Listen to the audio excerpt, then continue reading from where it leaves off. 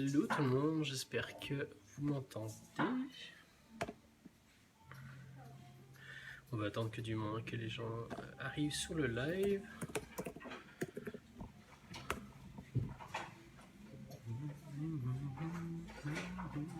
Oh, 2 personnes. Faites-vous savoir, guys.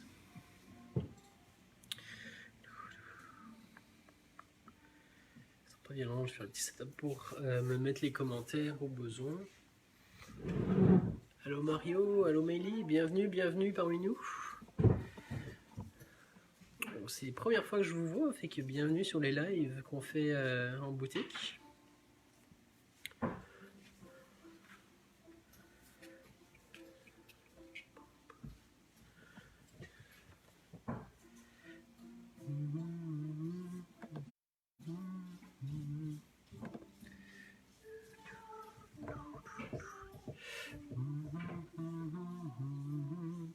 Faites-vous savoir, est-ce que vous m'entendez bien? Je suis pas avec le micro aujourd'hui, malheureusement il est perdu quelque part dans la boutique.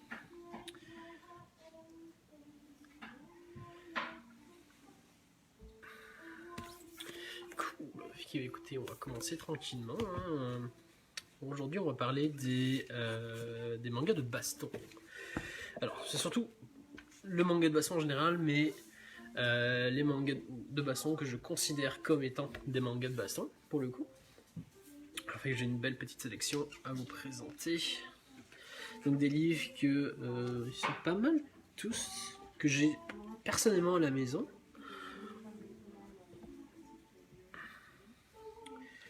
Alright.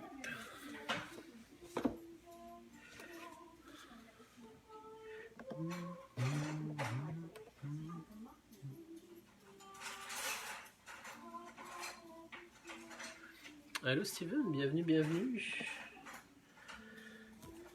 Alright. Et comment commencer? Alors, il faut savoir que le manga de baston s'enligne super bien avec le genre shonen, pour le coup, qui est un genre qui s'y prête vraiment de façon incroyable. Notamment, ce sont aussi les mêmes valeurs qui sont défendues dans le shonen et dans les bastons, et notamment dans les furios. Fait qu'on va pas mal tourner autour de ces 3 thématiques. Donc ça va être principalement des shonen. J'ai aussi quelques seinen qui vont se présenter ou se tourner comme des mangas de baston, voire même comme des shonen, carrément. Et des classiques évidemment, sans trop vous teaser. Puis on va faire un peu différent aujourd'hui. Donc d'habitude je vous amène un sujet, puis je vous essaie de vous l'expliquer, puis de l'amener, puis on apprend un peu tous les deux. Donc vous qui me regardez, puis moi qui apprend pour le coup, qui fait le live. Mais là on va vraiment parler uniquement de mangas, de lectures que j'ai faites, de séries que je suis personnellement et que je vous conseille chaudement, qui sont vraiment des séries qui sont très cool si vous aimez ce genre là. Alors, à savoir que ce n'est pas uniquement des mangas sur la baston pure et dure, mais à savoir qu'il y en a beaucoup dans les mangas que je vais présenter. Donc, sans plus attendre, on va commencer forcément avec quelques classiques qui sont vraiment, qui font partie de la base en fait. Et que, comme vous doutez, on va commencer avec le plus connu, notamment Dragon Ball. Et que plus besoin de vous le présenter, c'est vraiment le manga qui a mis probablement les bases du concept du combat du 1v1, du fait des transformations, des power-ups, et notamment le concept du manga, pas inventé mais popularisé, le concept du tournoi en fait, tout simplement. Donc, avec le fameux Tenkaichi Budokai qui est présent depuis le début de Dragon Ball. Comme vous pouvez le voir, c'est mes livres personnels que j'ai apportés, et c'est l'édition, dans le fond c'est la 2e édition française pour le coup, mais qui se base sur la première édition japonaise. Fait que dans le fond elle est tout en bleu et en blanc de même, avec notamment, une fois qu'on les avait tous, la petite frise qui donne un effet vraiment très cool dans la bibliothèque. Fait que plus besoin de le présenter. Dragon Ball, si vous ne connaissez pas, c'est un classique. Si vous ne l'avez pas lu, foncez, c'est de la bombe, de façon purement objective. Et c'est pas mal lui qui a... Quand on pense manga de baston, on pense forcément à Dragon Ball, parce que c'est pas mal que ça, dans le fond, tout au long. Et on a pas mal le même fonctionnement, donc qui se raccorde beaucoup au genre shonen, au genre neketsu aussi, du fait que le héros arrive, il a une puissance, il se bat, il échoue, il retourne s'entraîner, et il revient et il pète le méchant. Alors, sur une thématique plus récente, en fait, on va y aller avec My Hero Academia, qui pour le coup parle de héros, et forcément, qui dit héros dit baston, donc ça garde la thématique en elle-même de la baston. Pour ceux qui ne connaîtraient pas, pour les personnes qui auraient vécu dans une grotte ces dernières années, on va suivre l'histoire de Deku ici, Midoriya, qui est un jeune garçon qui fait partie des très peu de pourcentage de population. Donc, à vrai dire, 80% de la population se voit à la naissance offrir, d'enfants acquiert en fait des pouvoirs, des super pouvoirs, dépendamment des parents, dépendamment de la génétique, dépendamment des pouvoirs qui sont mixtes. En fait, le pouvoir va évoluer différemment. Et il s'avère qu'une infime partie de la population se voit à la naissance malheureusement arriver sans pouvoir magique, sans super pouvoir. Ce qui va être le cas de notre héros, ici présent, qui son rêve ultime, c'est de devenir, comme son symbole, ici All Might, qui est le héros numéro 1, et de là son tour à faire de suivre les pas de son héros finalement, et de devenir aussi, lui, à son tour numéro 1. Ce qui pose problème, mais on va voir que très vite, ce problème va pas mal être résolu, dans le sens où notre héros, très vite dans l'histoire, va se mettre à rencontrer de façon totalement incongrue et puis inattendue, notre héros qui est en train de faire son épicerie. Donc pour le coup, c'est l'occasion de notre héros de demander à son mentor spirituel, si on peut dire ça, de est-ce que sans super pouvoir, on peut devenir un héros quand même. Et lui avoue que oui, et il s'avère que, sans vous révéler si vous ne connaissez pas l'histoire, il s'avère que notre héros va réussir à entrer en fait à UA, qui est l'académie des super-héros la plus réputée. My Hero Academia, c'est une série qui est toujours en cours d'écriture. On est rendu à attendre le 25e tome, il me semble, si je dis pas de bêtises. On continue avec les héros, avec évidemment One Punch Man. Ça prend le genre shonen, le genre baston. C'est très fidèle à la baston, mais ça retourne un peu tous les codes, dans le sens où dans le shonen, par exemple, on a vraiment le schéma classique en fait de l'évolution du héros, qui fait qu'il part vraiment de rien à vraiment en avançant de plus en plus fort. Là, c'est tout l'inverse. Donc ça prend un peu le style à contre-pied, et il s'avère que notre héros en fait met plusieurs années en fait à s'entraîner et à devenir hyper puissant. Donc, en commençant, le héros est trop fort. Puis c'est un trait de personnage en fait, c'est que le héros, peu importe le combattant, peu importe l'ennemi qu'il va rencontrer, il va toujours le battre en un coup de poing. D'où le nom One Punch Man évidemment. Et le manga dans un premier temps va beaucoup jouer sur cette frustration en fait que le héros a. Il veut devenir un héros, mais il veut des sensations fortes, il veut de la baston, mais écoute, il est trop fort. Ce qui est très très cool en fait, c'est que au fur et à mesure de la lecture, si vous continuez dans les tomes suivants, vous allez voir en fait que le manga ne se centre plus sur le héros principal, mais plus sur les héros secondaires, qui est vachement intéressant et qui est assez inédit pour le coup pour un shonen, tout simplement. Alors, on va rester dans les classiques, dans le old school, si on peut dire. Donc, Belzebub pour le coup, qui est une série que j'ai recommencé à lire il y a très très peu, il y a vraiment pas beaucoup de temps, qui est l'histoire de Koga Oga, ici notre héros, qui est une vraie plaie, puis une vraie brute en fait en termes de baston.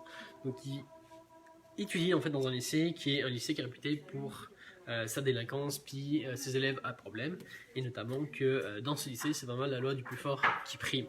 Donc chaque élève va vouloir assumer puis asseoir sa domination par la baston pour le coup.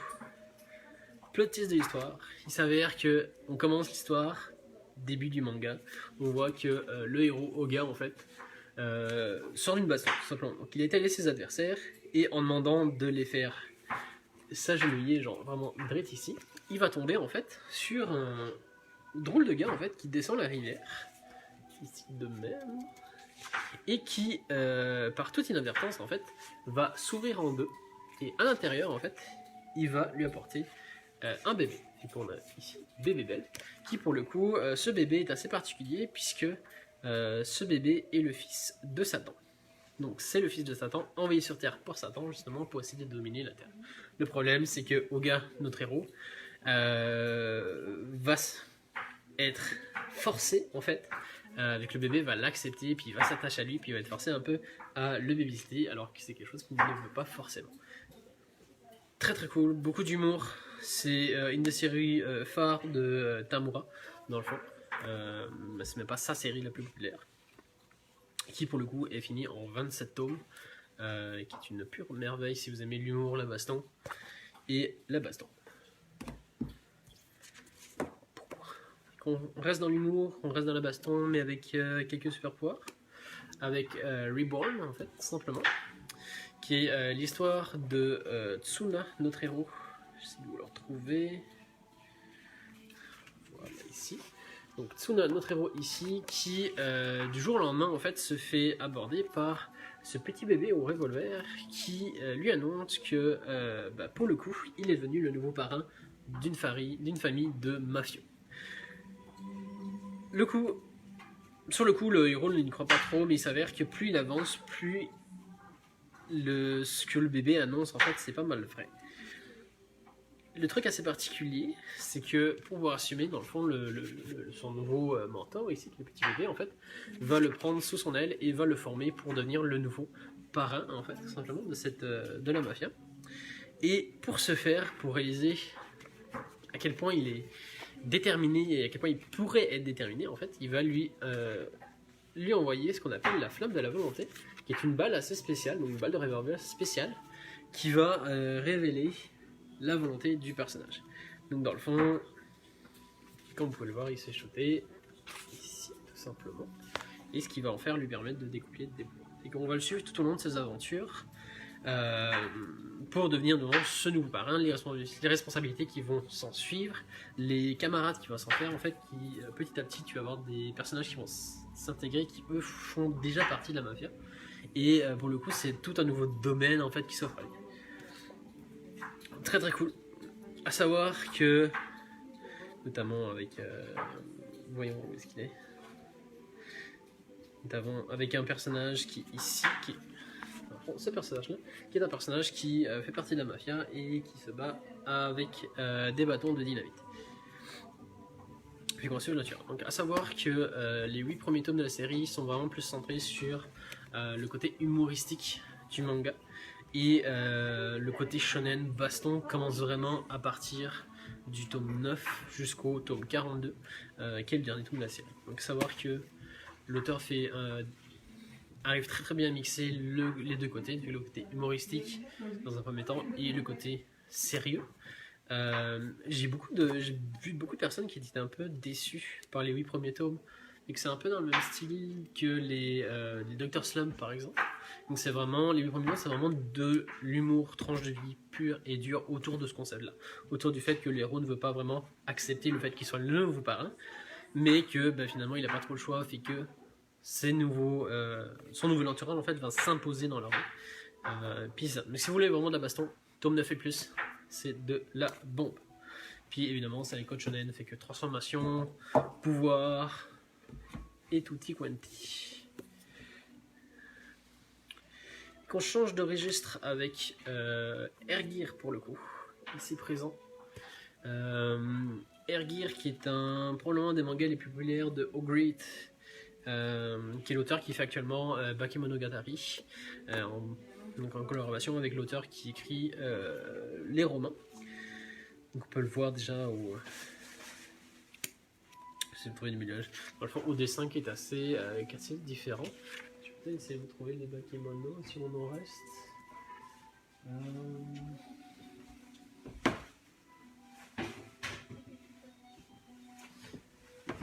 On n'en a plus, mais c'est très cool. Il y a déjà un très bon niveau au niveau des dessins. Et petite particularité en fait, c'est que ce manga là en fait va parler de roller tout simplement. Donc c'est de la baston et du roller. C'est-à-dire plus précisément des air gear, qui sont une espèce de roller amélioré mécaniquement. On peut le voir ici aussi, les dessins sont vraiment très très cool. Qui pour le coup sont des rollers qui sont motorisés tout simplement et qui permettent d'avoir une vitesse beaucoup plus conséquente, puis vraiment prendre ce plaisir en fait de vitesse, de liberté. Ici.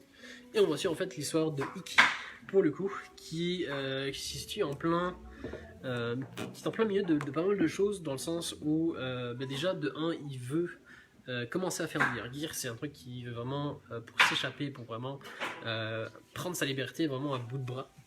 Et entre le fait que dès le moment où tu choses des air gear, en fait tu rentres dans la cour cette espèce de délinquance en fait des rollers, ou dans le fond qui est divisé en plusieurs clans qui régissent plusieurs parties de la ville, de son quartier, etc. etc.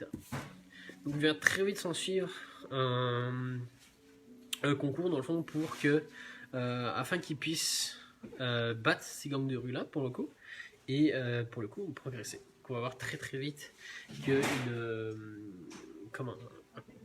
pas un concours, mais un jeu va entrer en compte, dans le sens où les clans rivaux vont s'affronter en 1v1 ou en plusieurs, dépendamment du style de combat, et ils vont mettre en jeu en fait leur insigne. C'est un signe qui représente l'honneur du clan et le fait que si le clan adverse prend l'insigne de l'autre clan, le clan perdant est déshonoré et ne plus se mettre à faire du air gear.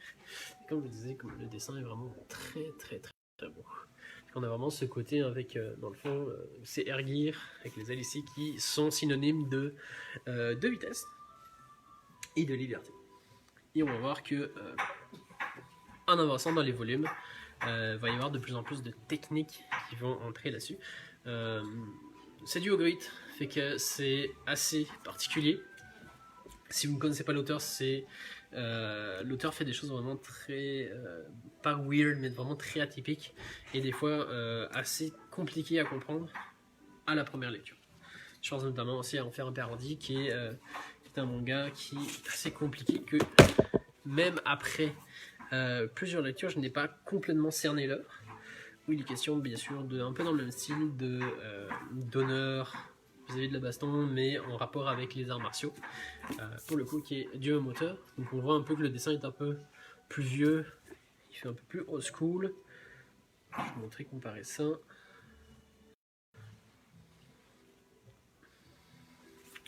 Comme vous pouvez voir, c'est vraiment un dessin un peu plus vieux, puis c'est vraiment le début de carrière de l'auteur. Et alors, celui-là n'est pas à mettre dans toutes les mains, par exemple, il y a de la nudité dedans,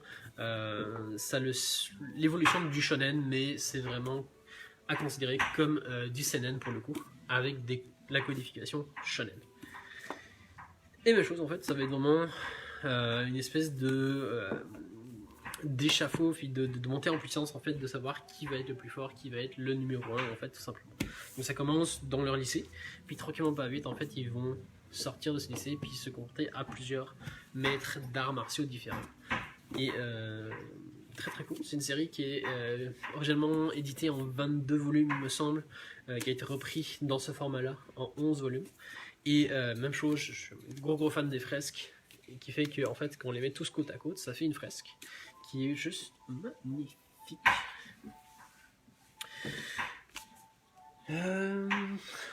On va rester encore dans le classique et on va parler des nouveautés un peu plus tard. On va commencer avec évidemment GTO. Allô Mathieu, bienvenue. Donc c'est ça notamment avec GTO qui est écrit par Toru Fujisawa, excusez-moi. À savoir que c'est mon manga préféré. Tellement. J'adore GTO, je vis GTO, je respire GTO. J'ai tellement une nostalgie autour de ce manga-là. C'en est incroyable. Donc c'est vraiment l'histoire d'Onizuka, jeune délinquant, futur professeur de 22 ans, qui pour se lancer dans la profession, décide de se lancer dans la profession justement pour pouvoir se taper une lycéenne. Donc c'est très très très cru comme début de scénario.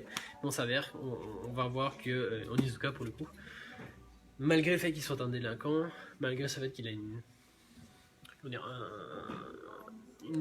pédagogie assez brutale puis assez différente des autres professeurs, c'est vraiment un homme au cœur d'or qui, fidèle à lui-même puis fidèle à ses principes, dans le sens où notre professeur finalement qui est embauché pour devenir professeur, et en commençant sa première journée, pour le coup, il se fait dire que il va pas s'occuper d'une classe normale, il va plutôt s'occuper de la classe en fait à problème, en fait, de la classe des jeunes qui ont un peu mal tourné, et le fait que quand tu tournes un peu mal au Japon, en fait, t'es un peu mis à l'écart, tu sors un peu du rang. Et il s'avère qu'avec cette fameuse pédagogie spéciale, en fait, notre héros grand cœur, Onizuka, va tranquillement, pas vite, en fait, résoudre tous les petits problèmes de chacun de ses élèves, et des fois en allant avec justement, en utilisant les points et pas la pédagogie. J'essaie de montrer, c'est vraiment comment dire, le manga atypique humour baston qui mélange ces deux valeurs-là, en fait. Je peux juste les tronches que Onizuka leur tire, c'est juste incroyable et magique. Ça n'a pas de prix.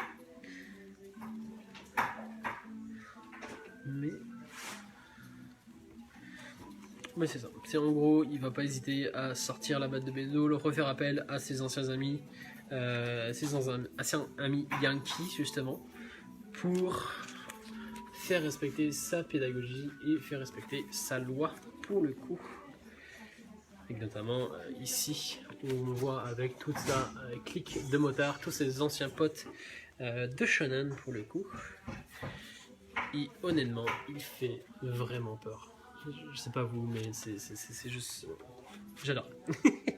Si vous demandez la baston, c'est le manga à sauter dessus. C'est un classique, GTO. C'est quand même assez vieux, mais c'est un classique en plus. Dans le même univers, sorti un peu plus tard avec Hinored Gargoyle, qui est un spin-off en 5 volumes écrit vraiment plus récemment sur un des amis en fait d'Inuzuka. Et qu'Inuzuka apparaît dans le manga, mais c'est principalement centré sur son ami policier. Policier qui est totalement corrompu jusqu'à la moelle. Il fait quelques apparitions justement dans GTO où à chaque fois qu'il fait une apparition, en fait, il fait des actions illégales de base, en fait, puis encore plus immorales pour un policier. À un moment donné, ils arrivent sur un bateau, puis Onizuka l'aide, puis il s'avère qu'il essaie de lui refourguer des téléphones trafiqués et importés illégalement. À un moment, il essaye de lui faire acheter justement un panda parce que pour aucune raison ils vendent des pandas de façon illégale. Fait que ce gars est vraiment corrompu jusqu'à l'os. Donc c'est ça. Ça traîne dans le domaine des policiers, dans le domaine des yakuza. Comme je dis, c'est vachement impressionnant. Série en 5 tomes, où dans le sens, le policier va essayer qui sont un peu des frustrés sexuels, on va dire. Où dans le fond, son but à lui, ça va être de trouver l'amour et de faire l'amour avec une autre femme. Une femme autre qu'une prostituée, pour le coup. Et pour ce faire, il va un peu essayer de se faire racheter auprès de son entourage, en fait, avec son métier, et notamment avec une enquête qui va toucher un gang de Yakuza, et il va essayer de les coffrer. Tous, en fait. Super série si vous aimez l'univers GTO. 5 tomes, pas plus, terminé. On peut rester sur GTO et sur Toru Fujisawa, notamment avec Young GTO ici présent, qui est encore plus dans l'essence même des shonen de baston, des shonen de Neketsu. Neketsu-esque en fait, où on va suivre, je peux voir déjà que le dessin est vraiment différent, donc c'est vraiment le début de la carrière de l'auteur. C'est un shonen de baston classique, je dirais, où on suivre Inuzuka, le trio Inubaku, donc avec ses amis, dans leurs années de lycée pour le coup, et le fait que dans ces années-là, en fait, c'était une vraie terreur tout simplement à shonen, et il faisait un peu la loi, en fait, tout simplement. Et qu'on voit aussi en fait d'où vient cette fameuse légende du fameux trio Inubaku qui regroupe GTO, un autre et deux autres amis. Même chose, série initialement tirée à plusieurs vingtaines de volumes, il me semble. Puis celle-ci compilée en une même un petit peu plus.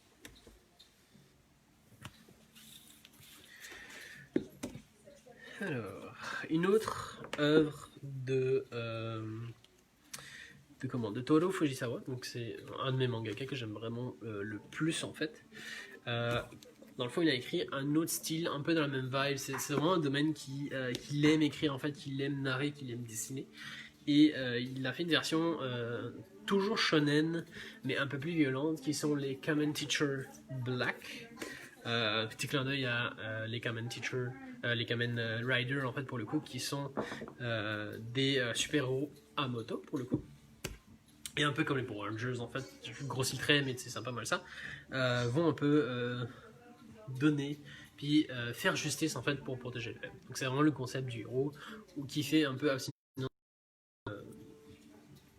personnel en fait pour sortir puis servir une justice pour protéger les plus faibles. Alors, c'est habituellement c'est 2 séries, mais c'est des séries qui peuvent se suivre. On n'est pas forcément besoin d'avoir lu le premier pour le deuxième et ni le deuxième pour le premier. Mais j'aime beaucoup les placer dans l'ordre suivant. Dans le fond, le premier, Kamen Teacher Black, qui va être un peu dans le même, comme je dis, un peu dans le concept de GTO, puisque notre Kamen Teacher ici, dans le fond, on va suivre 2 personnages. On va suivre un jeune professeur qui va essayer de régler des problèmes de ses élèves, les problèmes de délinquance dans son lycée aussi. Et pour ce faire, en fait, il va faire appel à son fameux ami qui est le Kamen Teacher ici présent.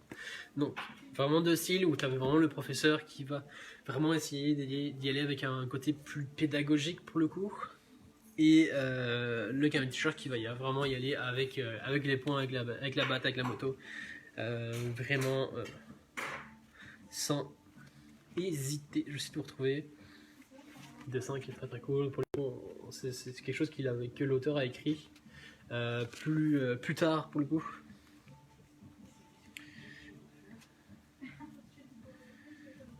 J'essaie de retrouver quelques petits passages qui sont très très cool.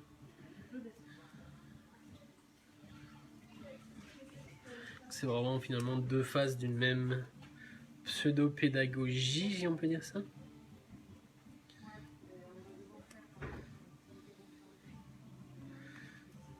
C'est même pas sauf les premiers tomes. Mais pour le coup, il va pas hésiter à justement à s'en prendre, puis à frapper, voire à corriger en fait les élèves pour le coup, tout simplement. Faire passer ça. Réécrit beaucoup plus tard, c'est plus ou moins en même temps que l'autre précédent, Innored Gargoyle. Kamen Teacher Black, qui est une suite, mais qui peut être prise totalement différemment à côté en fait, puis séparément de la première partie. Donc ça résume un peu le concept de l'histoire. On retrouve pas mal les mêmes personnages et toujours cette pédagogie en fait par la violence, qui est un sujet que l'auteur aime vraiment montrer. J'essaie de montrer des combats parce que c'est très très cool. C'est quelque chose que personnellement j'aime beaucoup. Puis on va retrouver notre héros, en fait, le professeur, dans le fond. On retrouve les 2 personnages, le professeur et le Kamen Teacher, pour le coup, qui vont de nouveau faire équipe ensemble pour justement. Je sais pas, c'est très cool, moi je trouve ça très très cool. Où tu vois où Kamen Teacher arrive, il est dans le lycée sur sa moto, genre, il fait de la moto dans l'école, je trouve ça juste tellement nice. Mais pour le coup, même sujet, on retrouve le même contexte, le même nouvelle histoire évidemment, mais le même concept, le même style de narration, si on peut dire ça. Alors, on continue avec un manga que j'aime vraiment beaucoup, Toriko. Alors, c'est un manga assez particulier puisque c'est un manga basé sur la bouffe et la baston. Mais principalement la bouffe, mais principalement la baston. Je m'explique. Tout le manga qui fait partie, c'est un des très rares mangas de nourriture / cuisine avec Food Wars et le Petit Chef.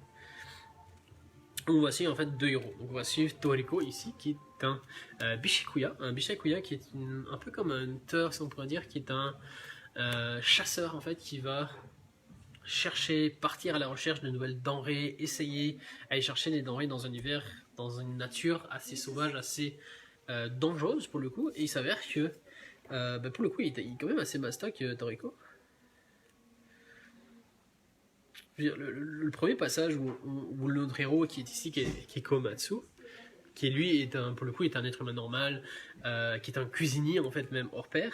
La première impression qu'il a, c'est Toriko qui est justement en pleine pêche tout simplement. Donc, ici on peut le voir. Donc, il est tout simplement en pleine pêche et il décide de s'ouvrir notamment une bouteille de bourbon de 50% d'alcool, de se la siffler entièrement et d'allumer un cigare, notamment avec la friction de ses doigts, tout simplement, que je trouve hyper badass. Donc c'est dire un peu le tempérament du personnage et la puissance du personnage. C'est votre avis, fait que pour le coup, très très cool, les dessins est très nice aussi. Toriko qui a vraiment ce côté très héros de shonen, puis très bestial, très démoniaque aussi. On va voir plus tard qu'il va y avoir des raisons là-dessus.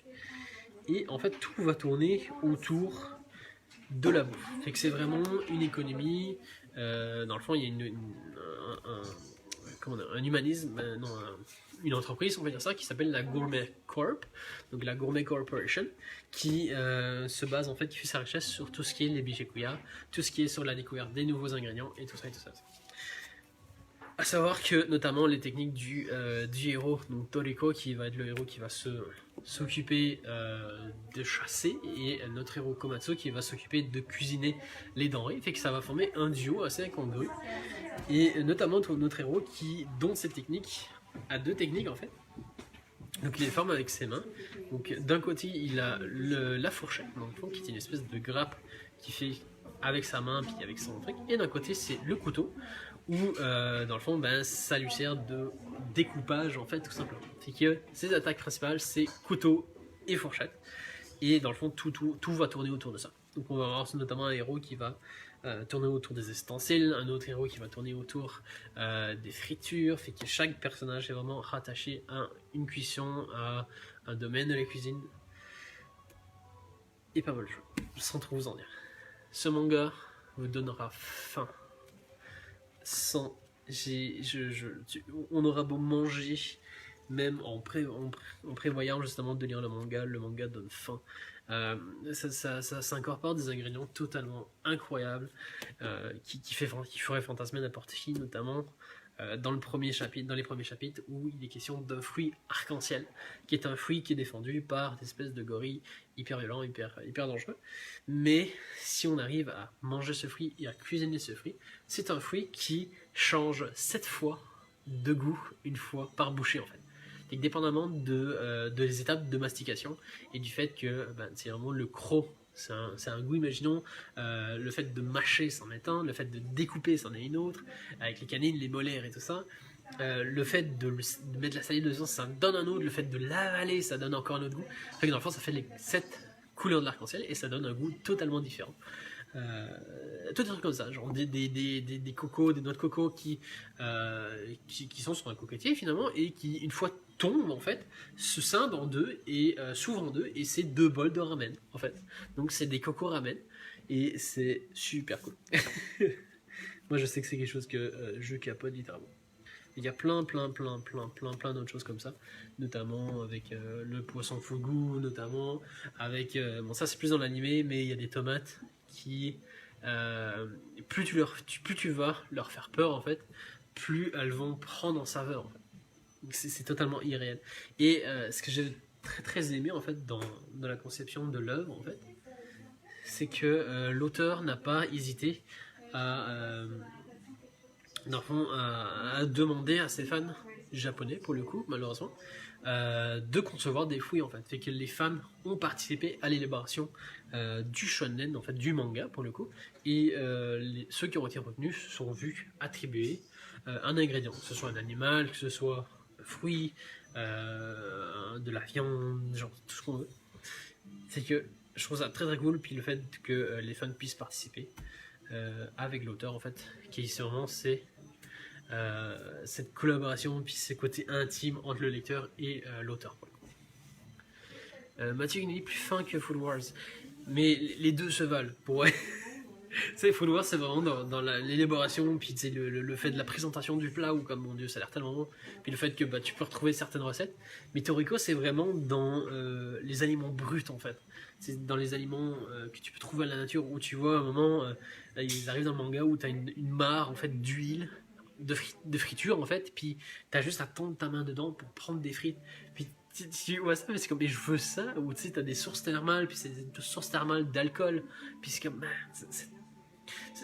j'adore. C'est vraiment, il arrive vraiment à mélanger cet univers très fond, incroyable, fantastique, au fait que c'est dans la nature, puis que la nature est très bien faite justement dans cet univers. Donc très très cool. Ok, next. Alors, je vais peut-être me faire taper pour les doigts, mais j'ai mis Beastars, qui, dans un premier temps, peut s'avérer un manga de suspense policier. Mais plus on va s'avancer dans l'histoire, sans vous spoiler bien évidemment, plus le manga va tranquillement pas vite se diriger vers de la baston, voire beaucoup de baston, mais dans... Comment ? C'est vraiment le côté défendre ses intérêts puis ses convictions par les gestes, par les points pour le coup, notamment avec les derniers tomes qui sont pas mal centrés sur ce concept-là, dans le sens où notre héros va plus se refléter sur le concept d'un héros de shonen en fait, malgré que ce soit du seinen, que c'est considéré comme du seinen, pour essayer la version française pour le coup. Mais le héros, Legoshi, va très très vite, au bout de quelques tomes, ressembler plus à un manga de shonen centré sur la baston pour faire véhiculer justement ses valeurs, défendre son opinion, tout ça, qui sont des valeurs qui sont beaucoup reprises dans les mangas Neketsu déjà, dans le shonen et dans les mangas de baston. C'était la petite exception, je trouve. Je trouvais qu'il y avait quand même sa petite mention à faire sur le live. Ensuite, évidemment, on ne parle pas de baston sans parler de JoJo, évidemment.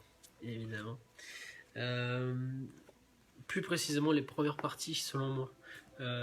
Donc c'est beaucoup de baston, mais dans les premières parties, on voit vraiment plus que c'est vraiment plus brut, plus plus physique, si on peut dire ça, où c'est vraiment les personnages vont vraiment au corps à corps. Donc un peu moins dans les Stardust Crusader, mais c'est la limite entre les deux en fait.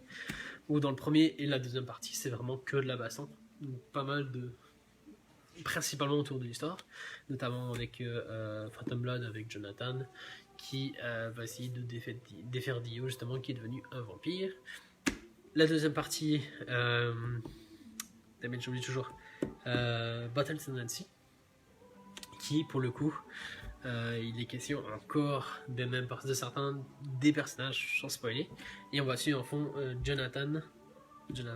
Joseph, excusez-moi, dont Joseph qui, encore une fois, va rencontrer tranquillement pas vite, va avoir question du nouveau, du masque du vampire, avec les hommes du pilier, et c'est pas mal, toute sa première tour, ça va être pas mal des combats contre les hommes des piliers. Et principalement avec l'apparition des stands, qui pour le coup sont plus simples que ce qu'on a actuellement avec notamment la dernière partie de Jojo Lion, avec Golden Wind, avec Steel Ball Run, avec Stone Ocean, qui sont vraiment plus magnanimes dans le sens où c'est vraiment plus comme une partie d'échecs en fait. C'est vraiment à prévoir qui va avoir le coup d'avance sur le coup d'avance sur le coup d'avance et ainsi de suite. Où là c'est vraiment bon, écoute, il y a un peu de ça, mais il y a quand même beaucoup de baston. Fait que je dirais vraiment les trois premières parties de JoJo: Phantom Blood, Stone Ocean, Battle of Nancy et Stardust Crusader. À savoir, pour la petite anecdote, que l'auteur, qui est très très fan de pas mal de choses, c'est un gars hyper cultivé, notamment qui est fan de films, qui est fan de musique, qui est fan de mode, qui est fan... C'est un puits de savoir vraiment extraordinaire. Et chaque partie de JoJo, en fait, si vous faites bien attention, reprend un film connu, en fait, tout simplement. Notamment le Phantom Blood, qui est un remake, qui est un rip-off de Dracula, pour le coup. La partie D, qui est un remake d'un Indiana Jones, il me semble. Oui, c'est l'Arche perdue, il me semble. Et le troisième, donc Star Wars, qui est l'adaptation de l'œuvre de Jules Verne, Tour du monde en 80 jours, pour le coup. Donc là, du coup, c'est un tour du monde, mais eux décident d'aller en Égypte. Puis c'est pas mal le même laps de temps. La partie 4, qui est un rip-off d'un film que j'ai oublié. La partie 5, Golden Wind, c'est un remake de Scarface, tout simplement. Donc un gars qui est sorti de Nowhere, en fait, qui décide de devenir boss de la mafia, tout simplement. Puis ainsi de suite, en fait. La partie 6, c'est Shutter Island, je pense. La partie 7, c'est La rue vers l'ouest, tout simplement. Et la partie 8, c'est le remake de... je l'ai pas lu au complet, mais il me semble que c'est le remake de Memento de Nolan, en fait, qui se base toujours sur des flashbacks, puis sur le perte de conscience, la perte de mémoire et tout ça. Jojo Bizarre Adventure, qui est un classique aussi, puissance. Alors, qui dit baston dit évidemment manga de sport. J'ai choisi pas mal Rikudo, qui est pas uniquement un manga de sport, mais est bien plus, en fait. Fait que, même chose, il est considéré comme seinen, puisque c'est pas mal pour moi un digne successeur d'Ashita no Joe, tout simplement, où on va utiliser le concept d'un sport, en fait, pour améliorer la condition de vie du héros. Donc on part du principe que le héros a une vie misérable, en fait, et que le sport que le héros va pratiquer va pas mal être sa porte de sortie pour justement améliorer sa condition de vie. Et notamment avec Rikudo, l'histoire commence, est quand même assez sombre, puisque on va commencer avec notre héros qui boxe, en fait, tout simplement son père qui s'est pendu. C'est quand même assez trash. Donc son père qui s'est suicidé pour échapper un peu aux dettes qu'il avait contractées avec des Yakuza, donc notamment avec le gars ici, qui est un personnage qui va être important, qui justement était venu pour récolter cette dette, finalement, et qui va faire finalement, qui va un peu servir de mentor à Riku, qui est notre héros pour le coup.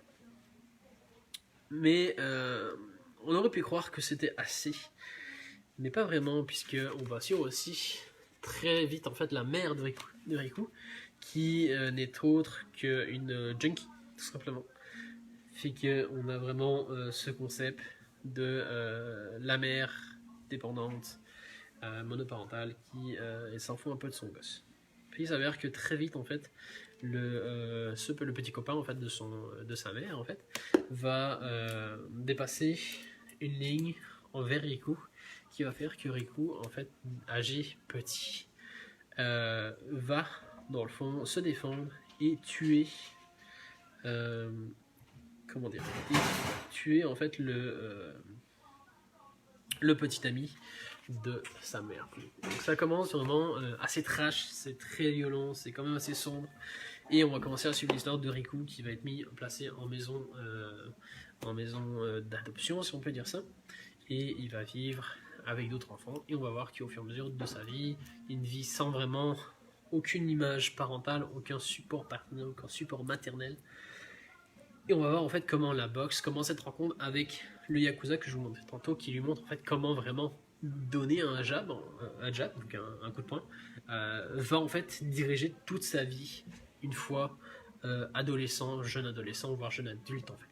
Il va se lancer, en fait, dans la boxe, donc dans un petit club de boxe de son quartier, qui est le même club de boxe qui a vu son nouveau mentor Yakuza, pour le coup, devenir champion poids moyen du Japon, et qui va donner pour but, en fait, tout au long du manga, d'atteindre le niveau de son mentor et de se faire reconnaître, en fait, envers cette personne qu'il considère comme une figure paternelle, Mais pour le coup, on va voir, il y a pas mal de complications, notamment du fait que le gars qui reconnaît un peu le gamin, qui va un peu le prendre sous son aile, mais pas tant que ça, parce qu'il traîne avec des Yakuza, c'est pas vraiment un domaine pour les jeunes, en fait, pour Riku. Et il s'avère qu'on va suivre toute l'évolution de Riku. C'est de la bombe. Si vous voulez vraiment un truc un peu plus que juste du sport pour le sport, qui est très bien aussi, hein, mais Rikudo va être débile. Le dessin est malade, j'essaie de vous montrer. Notamment des passages de boxe qui sont très très cool, il met en place. Très très bien dessiné. J'adore vraiment tout ce que l'auteur fait en général. Et notamment le côté action puis mouvement dans les dans les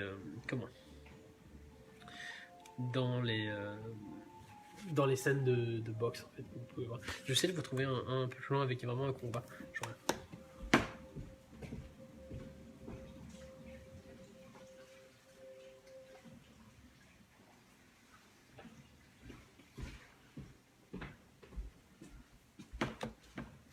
Notamment les moments où il se met à esquiver les coups, c'est fou. Notamment ces passages-là. Ça, c'est vraiment ces tout premiers combats en soi.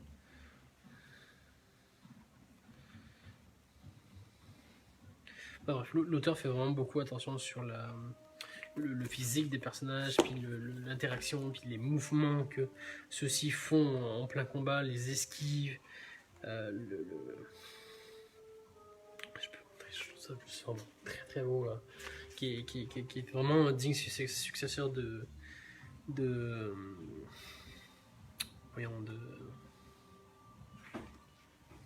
d'Ashita no Joe. Ça c'est violent, c'est quand même de la boxe, mais le dessin est juste incroyable. C'est magique. Bref, si vous voulez autre chose que juste du sport pour du sport, je vous conseille chaudement Rikudo, qui est un des premiers mangas de l'auteur qui sont très très très très très cool.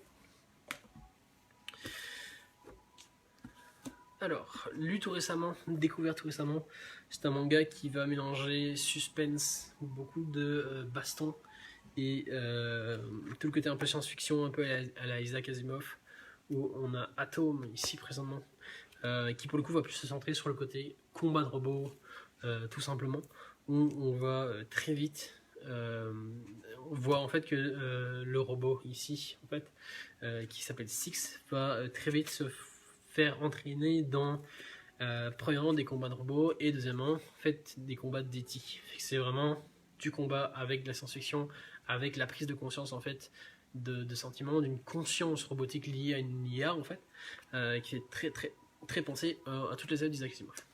Donc très très cool, ça se passe dans l'univers d'Atom, donc de Astro Boy pour le coup, donc de Tezuka. Et on va suivre en fait nos deux professeurs ici, donc qui sont les deux pères créateurs de Astro Boy pour le coup, et on va les suivre en fait quand ils sont à l'université et dans l'élaboration tranquillement, pas vite en fait, du programme qui a fait naître Astro Boy et le programme qui a fait réussir à Astro à développer en fait des sentiments, tout simplement. Très très cool si vous aimez les œuvres de Tezuka. Alors, une petite pépite ici. Donc là, on passe directement dans du seinen et plus du shonen avec Livius, qui est un gros coup de cœur que j'ai eu. Tout se base, c'est un peu dystopique dans le sens où il y a eu une guerre en fait qui a pas mal tout ravagé. Puis un peu comme les guerres qu'on a eues, donc la première guerre, la seconde guerre mondiale en fait. Après, en fait, ce côté, après ces guerres-là, en fait, il y a eu une espèce de boom, en fait, que ce soit dans n'importe quel domaine. Il s'avère que dans l'histoire, ce boom a eu lieu en fait dans la robotique et précisément dans la biorobotique, tout simplement, où on a trouvé le moyen en fait de greffer des parties mécaniques à des êtres humains, fait que de les transformer en cyborgs. En parallèle, il y a un nouveau sport qui est apparu, qui est la boxe mécanique, qui est un nouveau sport émergent qui commence à passionner les foules, qui commence à attirer, à devenir populaire, puis tranquillement pas vite les gens s'intéressent, et ça va être le cas de notre héros ici, Levius, qui suite à cette à la guerre en fait que je vous ai cité un peu plus tôt, va avoir subi plusieurs traumatismes. En fait. Non seulement un psychologique, puisque sa mère a été touchée, puis avec lui et sa mère ont été des victimes de cette fameuse guerre, et s'avère que notre héros notamment, qui a perdu son bras droit, son bras droit, qui l'a transformé, donc qui l'a mécanisé ici, qu'on peut le voir, qui est juste incroyable. Et pour le coup, il décide en fait, pour un peu dans le style Rikudo, un peu dans le style Ashita no Joe, d'utiliser la boxe mécanique pour améliorer sa vie, son quotidien et tout ça. Alors, grosse mention sur les dessins qui sont incroyablement stupéfiants.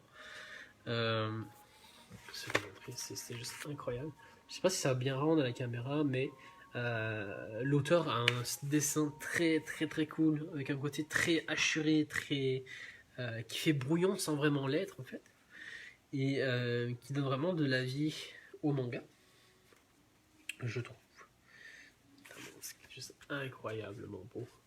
Notamment ici. Il fait aussi de temps en temps penser un peu au dessin d'Innocent, notamment avec ce côté très net au niveau des yeux pour ce coup-là, qui est un truc qui est vraiment très très cool ici présentement. Alors, à savoir que deux choses. À la base, c'est un manga qui était censé sortir en 3 volumes. 3 volumes de même, donc il y a les 3 volumes, ils sont sortis, c'était mis dans le contrat que l'auteur a fait. Suite à ça, en fait, l'auteur n'en avait pas assez, puis il a voulu continuer, il a fait une suite qui s'appelle Levius S, qui est la suite directe de la série. Donc dans le fond, on est rendu à 3 plus 6, ou me semble, on atteint le 7 de la série, c'est quand même une série qui s'en vient pour être quand même pas mal imposante en termes de volume. Et deuxième petit truc, c'est que la série est éditée dans le sens de lecture occidentale, donc pas la japonaise. C'est un choix que l'auteur a fait, justement, pour cibler son public étranger. Et pour le coup, c'est un sport qui parle beaucoup plus, ne serait-ce qu'aux États-Unis, ne serait-ce qu'en Europe et tout ça, qui est la boxe en fait, qui est un sport beaucoup plus populaire qu'au Japon. Donc ça existe aussi, c'est beaucoup moins banalisé, si on peut dire ça, mais qui parle plus dans le fond à l'étranger. Alors, mes 2 petites pépites du moment. Il en reste 2, puis après ça je vous laisse. On a... Non, on va terminer. Donc, Baku on Reto, qui est une grosse découverte pour moi. J'ai découvert l'auteur avec sa nouvelle série Neun, tout simplement. Donc, qui est le manga dystopique sur si les nazis en fait avaient réussi, si Hitler avait réussi à se cloner en fait pour faire des enfants. Et je me suis intéressé un peu à l'auteur, puis j'étais comme bon, bah écoute, est-ce qu'il a fait d'autres choses et ça. Puis il s'avère que je suis tombé sur ça, qui est un Furio en fait, tout simplement. Donc ne serait-ce que les couvertures sont très très cool, qui est une série en 18 volumes, donc quand même pas mal assez imposante, qui fait un peu différent des Furios normaux en fait, normaux plutôt. Dans le sens à la base où les Furios en général, on suit l'histoire d'un jeune garçon qui, la vie va bien, il y a un changement, il change et il devient un délinquant. Là, c'est un peu l'inverse en fait. C'est comme la vie du héros va super bien jusqu'au moment où ses parents décident de déménager. Et du coup, pour retrouver un peu le bonheur, il va se prendre de passion, premièrement pour la moto et deuxièmement pour les Bozozoku en fait, qui sont les délinquants à moto. Et on va suivre l'histoire de ce garçon-là qui va tranquillement pas vite commencer à toucher ses premières motos déjà, monter dessus et commencer ses premiers rassemblements en fait. Et tranquillement pas vite en fait, il va se lier d'amitié avec plusieurs garçons de son âge et tranquillement incorporer le clan et faire partie intégrale de ce clan de motards avec les implications qui lui en coûtent et avec les problèmes aussi qui vont s'y lier. Ce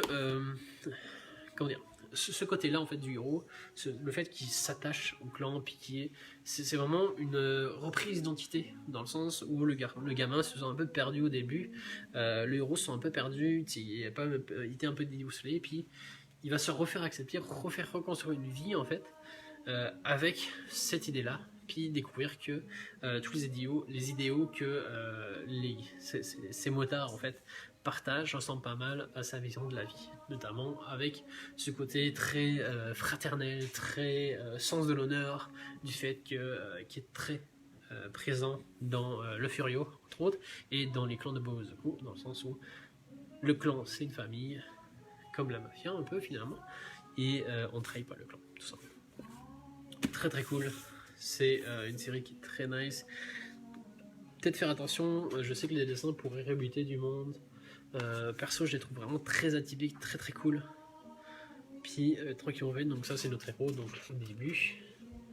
Il est un peu paumé, puis on va voir que petit à petit, en évoluant, en se prenant de passion pour les motos, va se mettre à changer.